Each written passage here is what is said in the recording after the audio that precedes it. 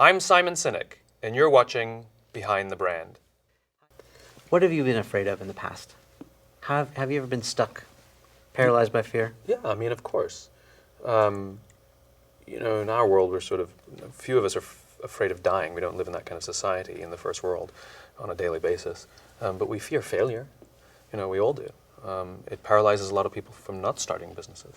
And in that time that I spoke of, those years ago, that dark period for me, I was all consumed by fear.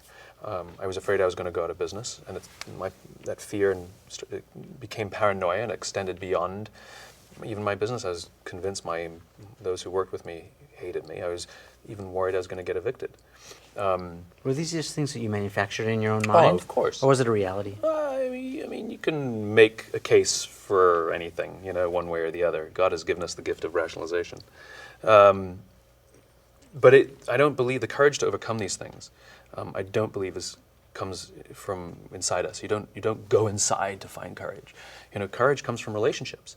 Courage comes from the feeling that someone has your back. And when someone says, whether it's a parent or a mentor or a close friend says, I believe in you, I've got your back, that's what fuels us. It gives us okay, I'm going to do this, I'm going to do this. That's where courage comes from.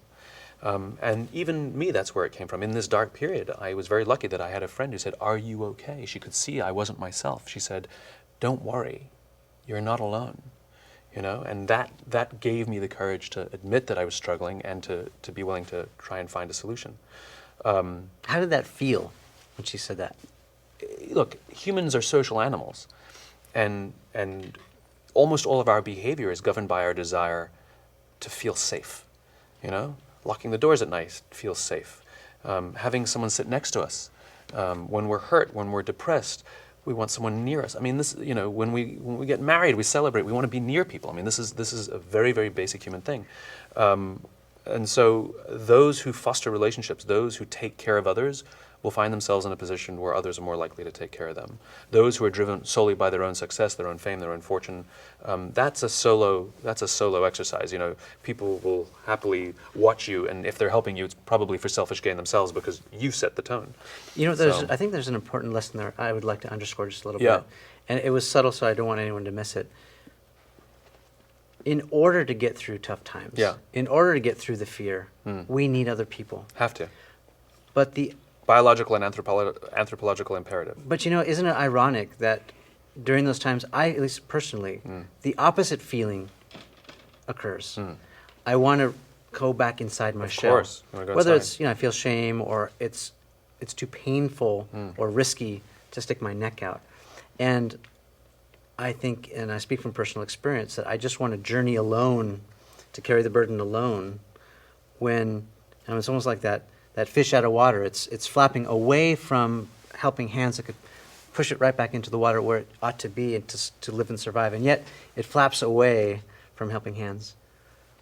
So yes, we feel vulnerable, and so we don't want to expose ourselves to further vulnerability, whether it's humiliation or the real opportunity of failure, the real chance of failure. And so we close in, we put our walls up, and we work to protect ourselves. The irony is it does more damage. And it's when we can make ourselves vulnerable, when we can expose ourselves to someone and still feel safe and know that they will keep us safe, that's where the opportunity and the courage comes from.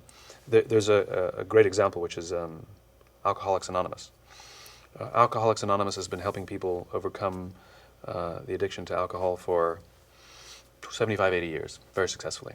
And we know the 12-step plan, and we joke about the first step, it's admit you have a problem. Right. But the 12th step is what's fundamental.